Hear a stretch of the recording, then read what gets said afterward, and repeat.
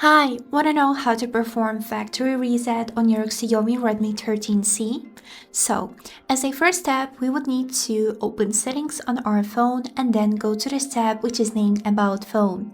Click on it and here scroll down until you'll find this tab which is named Factory Reset. Click on it and here just pay attention and read what is written here because you'll see a list with all of the items that will be deleted from this device. So if you have any important files or any other data saved on this phone, don't forget to save them in another place. And now we would need to scroll down and click on this big red button, Erase All Data.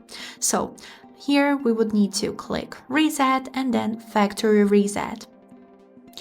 And here you can see another warning which is saying that this will erase all of the data on your phone, so including photos, songs, notes and other personal data. Here we click next and now we would need to wait another 10 seconds to read this warning which is saying that you won't be able to restore all of these items.